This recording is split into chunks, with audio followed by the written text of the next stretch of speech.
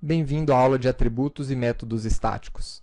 Até agora, você trabalhou com variáveis e métodos locais, que pertencem a um objeto específico. Mas em algumas situações, você precisará trabalhar com variáveis e métodos globais, que sejam compartilhados entre vários objetos de um mesmo tipo. Pense, por exemplo, num veículo.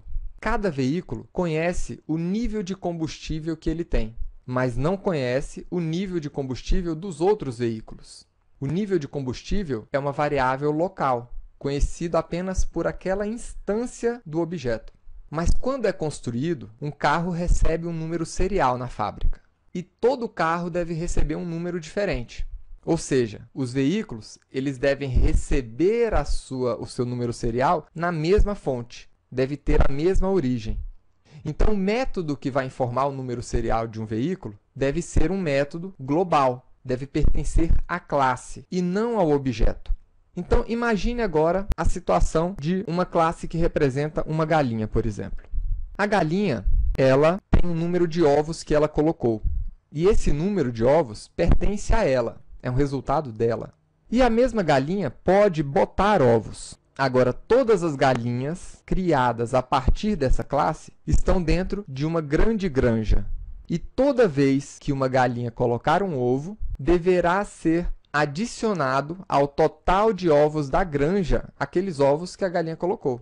Então, a galinha deverá contabilizar isso no total de ovos da granja, que deverá ser uma variável acessível a todos os objetos do tipo galinha ou de qualquer outro tipo.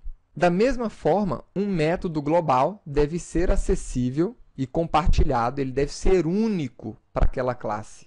Enquanto a variável ovos e o método botar existe para cada objeto galinha, a variável ovos da granja, se ela for global, assim como os métodos globais, eles deverão ser únicos para o tipo. Deverá existir apenas uma variável dessa e um método desse em toda a virtual machine.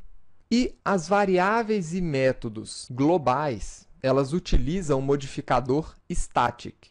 Eles são também chamados de atributos estáticos ou de classe. Vamos utilizar esse exemplo da galinha para exemplificar, para mostrar como os métodos estáticos funcionam e os atributos também. Crie a classe galinha e também uma classe para testar a galinha, que vamos chamar de galinha teste. Marque a opção public static void main para ele criar o método que vamos usar para a realização do teste.